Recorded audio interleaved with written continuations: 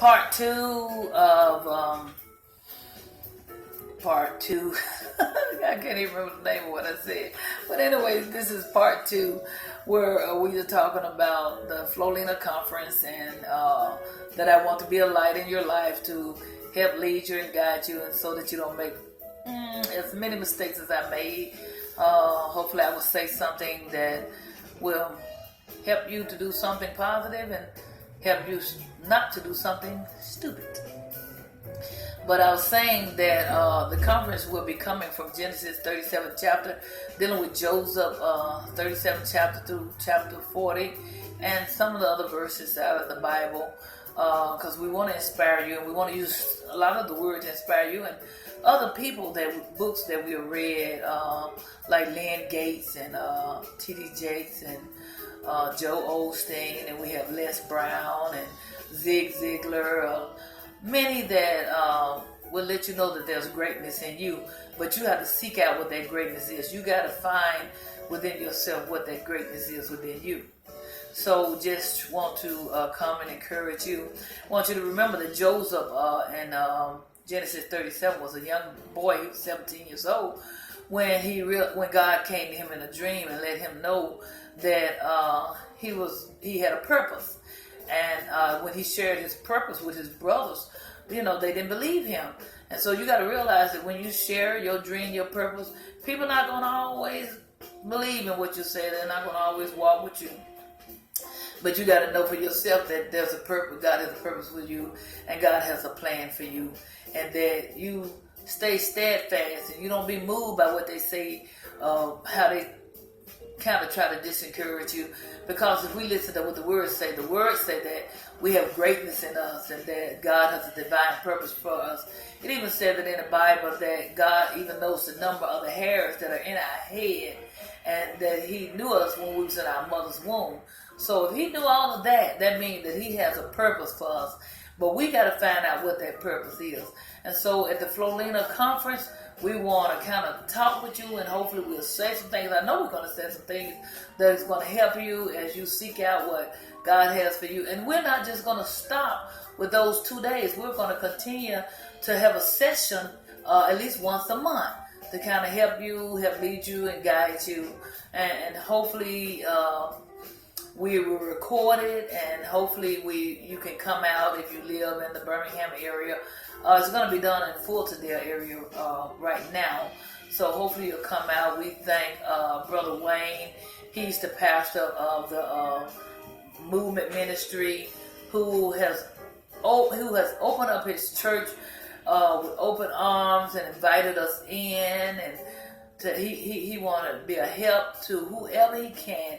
He just loves God's people. We thank him for opening up his building to us, and his beautiful wife Dorica and their beautiful congregation. I just want to give them their accolades, because they are a wonderful mission ministry on the move for Christ, and I praise God for them. Want to just encourage you to know that there's greatness in you. You need to seek your greatness and your purpose. You need not let nobody deter you. Stay steadfast, stay focused, and you're going to make your destiny. You're going to achieve your purpose. There's greatness in you, and you need to be seeking out what that greatness is. Joseph, at the age of 17, did not know that he was going to be thrown into a pit before his greatness came. He didn't know he was going to be in prison before his greatness came. But from that pit to the prison, he finally made it to the palace. David, when Saul told David that he was going to be crowned king, he was a shepherd in the field. So sometimes you got to go, not sometimes, the majority of the time, people have to go through being molded to be the individual that God has called them to be. We have to be molded into the individual God has called us to be. We have to be molded to our purpose. So you don't just jump into it, even though I said take a leap of faith. Take a leap of faith may mean I'm working this 8 to 5. I'm very unhappy. I'm still not meeting the bills. But I bet you, if you seek out what your destiny is, you find out what your purpose is, and you start working toward it, that you'll find yourself happier, meeting your bills, and doing what you're called to do. So I say to you, I say to you, seek out your purpose. Let me and my team help you to be the best that you can be. I promise you, you won't regret it. Just wanted to take a few minutes. Like I said, this is part 2 of the first video that I was making, and it cut off. Had to delete some things off my phone. We're going to walk this walk together. We're going to reach our destiny together. I want you to know you are somebody. The joy of the Lord is your strength. Don't look at things that are going on around you. Don't look at the way the situation is. I remember Les Brown saying that when he started his business, that he even ended up in the office, living in his office area, on the floor. But now, look at him now. I remember T.D. Jakes saying living in a little house, couldn't even get food stamps, and how him and his wife had old beat up car. But look at T.D. Jakes now.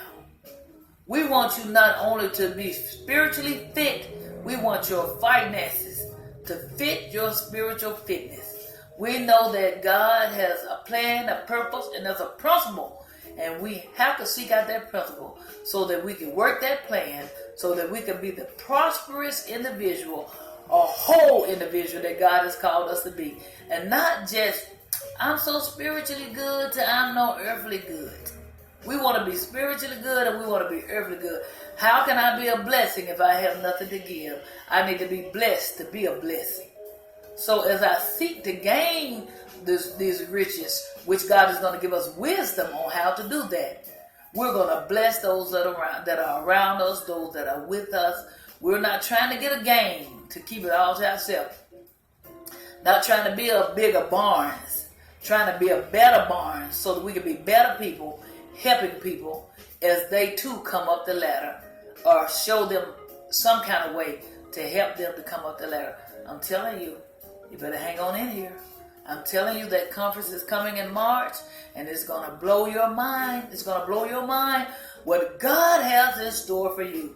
So make sure that you do not miss the conference, March the 24th, the 23rd, and the 24th. I will put the flyer out on the page. God bless you, and I'll see you soon. This is Miss Flo. Love you.